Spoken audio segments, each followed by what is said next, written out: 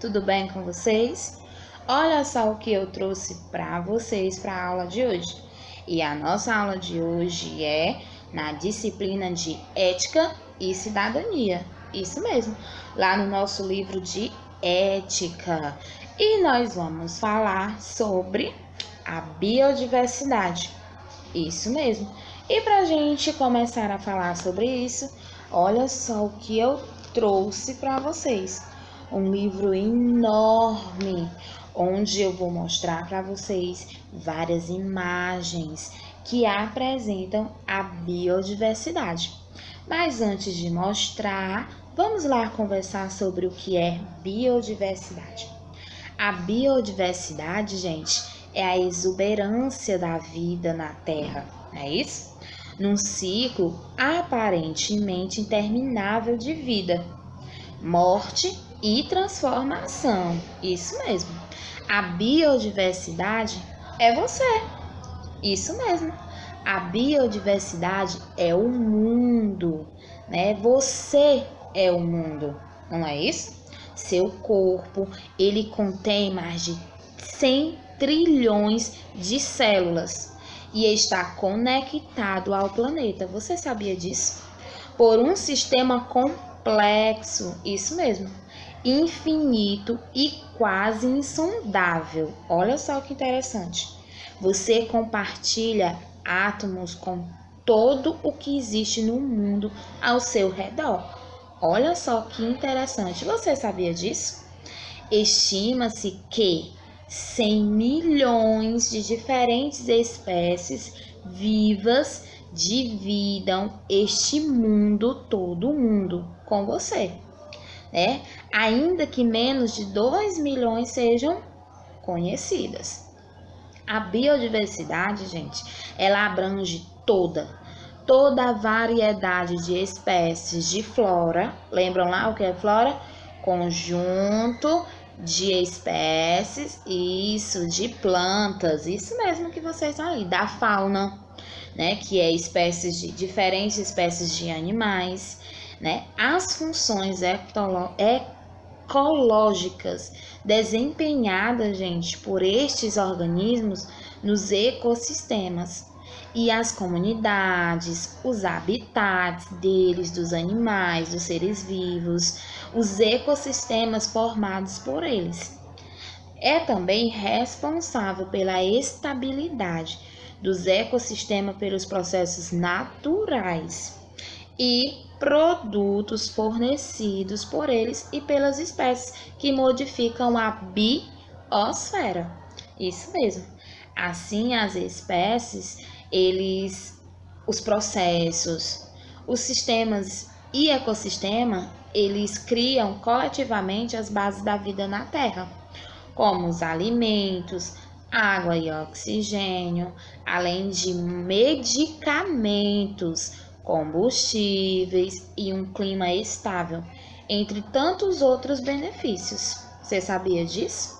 É muito interessante, muito mesmo, né? Mas essa exuberante diversidade biológica global vem sendo dramaticamente afetada pelas atividades humanas, por nós humanos, ao longo do tempo, né? E hoje a perda da biodiversidade é um dos problemas, gente, mais contundentes e acometerem na Terra, né? A crescente taxa de extinção de animais, de espécies de animais, né? Como vocês podem ver aí nos noticiários, nos jornais, a nossa floresta, né? A maior floresta, a Amazônia, ela está tendo a sua extinção de animais, extinção de plantas. Por quê? Isso mesmo, por causa do homem, por causa do egoísmo do homem, né? Em querer sempre que as coisas se voltem para ele. Por isso que está acontecendo várias coisas aí na nossa floresta amazônica. É isso? Então, gente, vocês podem observar, como a tia já falou, né, sobre a floresta amazônica, a biodiversidade, que quer dizer a diferença de espécies de animais, a diferença de espécies de plantas, né, de árvores, não é isso? E o Brasil, gente, o Brasil, ele é um país de proporções continentais. Vocês sabiam disso? Seus 8 milhões, mais ou menos, de quilômetros quadrados ocupam quase a metade da América do Sul. E prestem bastante atenção, eles abarcam várias zonas climáticas, como o trópico úmido no norte, o semiárido no nordeste, a área temperada lá no sul. Evidentemente, gente, essas diferenças, né, essas diferenças ecológicas, climáticas, elas levam grandes variações, formando assim a zona biogeográficas, que é distintas ou biomas, como a floresta amazônica, né, que é a maior floresta tropical úmida do mundo. O Pantanal, que é a maior planície inundável, o Cerrado, que vem de savanas, e os bosques, a caatinga de florestas semiáridas, os campos e a floresta, né? Principalmente a floresta. Também nós temos a floresta tropical pluvial da Mata Atlântica. É isso. Além disso, o Brasil, ele possui uma costa marinha de 3,5 milhões de quilômetros quadrados, que inclui os ecossistemas como os recifes de corais, as dunas, os manguezais, lagoas, estuários, os pântanos. Isso mesmo, gente, é muito rico, muito rico. A variedade de biomas reflete a enorme riqueza da floresta, da flora e da fauna brasileira. O Brasil, ele abriga a maior biodiversidade do planeta. Essa, gente, abundante variedade de vida que traduz em mais ou menos assim 20% do número total de espécies da Terra. Ele eleva o Brasil ao posto de principal nação entre os países. Isso mesmo, né? O de maior biodiversidade no mundo. Além disso, gente, muitas espécies brasileiras são endêmicas e diversas espécies de plantas, né, de importância econômica mundial, como o abacaxi, o amendoim, a castanha do Brasil, né? Isso então, gente, conhecemos um pouco sobre essa biodiversidade, né, da flora, da fauna. E eu vou mostrar aqui para vocês o nosso livro. Olha o nosso livro. Nosso livro, ele tem várias. Olha só essa imagem. Isso, olha só, de plantas. Também temos, mostrar para vocês, de animais. E vocês aí de casa, pode sim estar pesquisando, lendo sobre esse assunto que é bastante legal.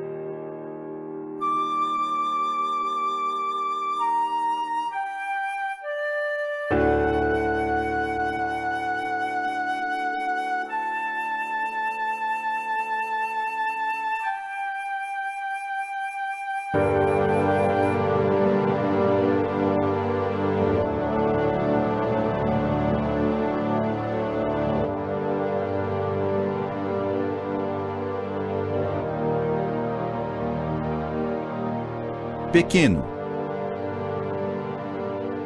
grande, colorido, espinhudo. Tem bicho de tudo que é tipo, de tudo que é jeito.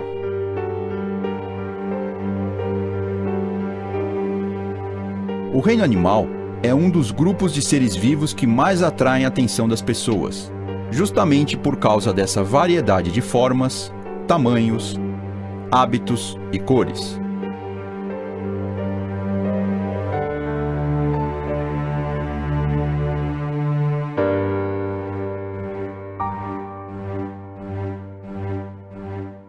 Mas por que existe toda essa diversidade? Para entender bem os motivos, a gente tem que olhar para o lugar onde cada animal vive.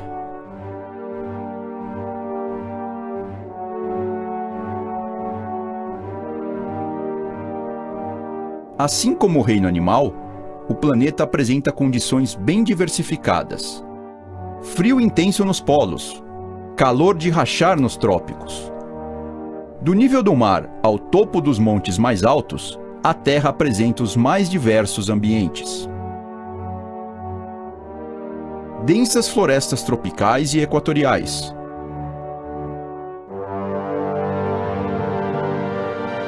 Savanas.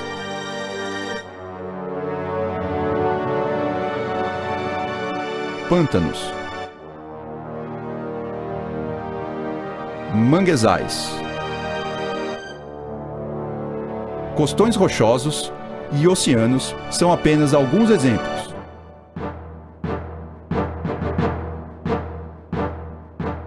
Cada ambiente tem características próprias e, mesmo internamente, cada um apresenta diversos nichos que podem ser explorados pelos animais.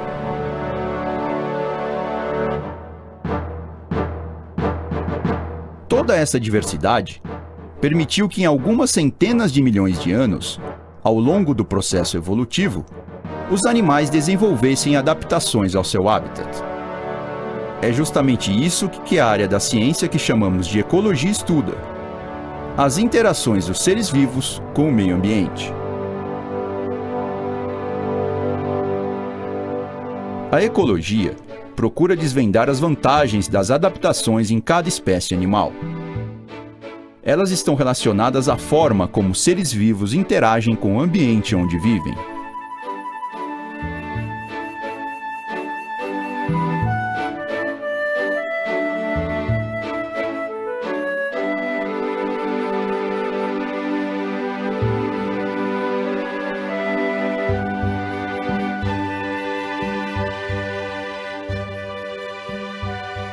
Você sabe, por exemplo, qual a vantagem do bicho-pau se parecer com um galho de árvore?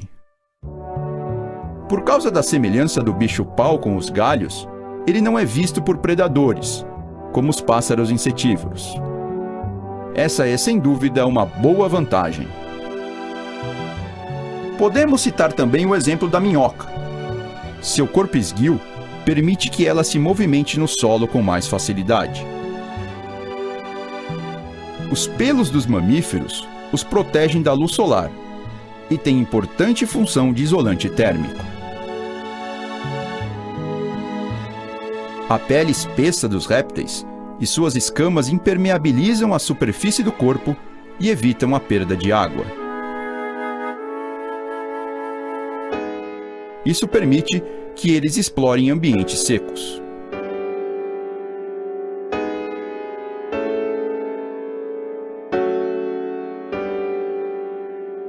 O metabolismo do elefante produz muito calor. Pelas orelhas desse animal passam muitos vasos sanguíneos. E com o movimento desses órgãos, o sangue resfria e retorna ao corpo, ajudando a manter a temperatura estável.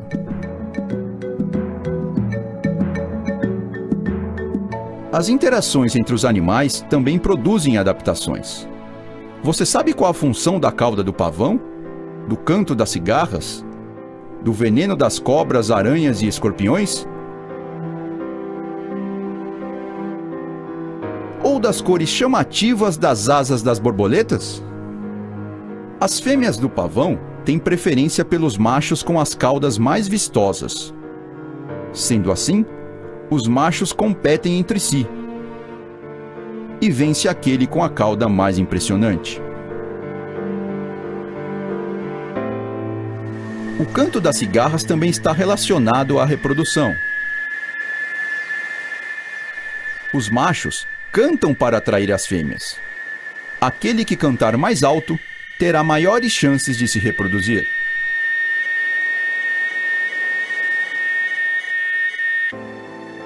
Já os animais peçonhentos, como as cobras, aranhas e escorpiões, usam sua capacidade de inocular veneno para capturar presas e se alimentar.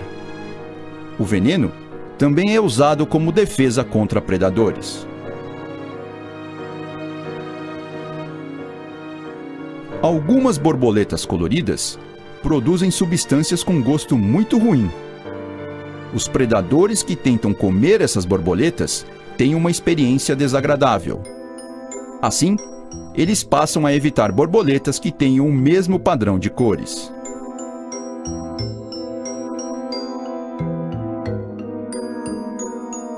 Algumas adaptações estão relacionadas aos componentes não vivos do ambiente, como a água, ar, solo, temperatura e paisagem.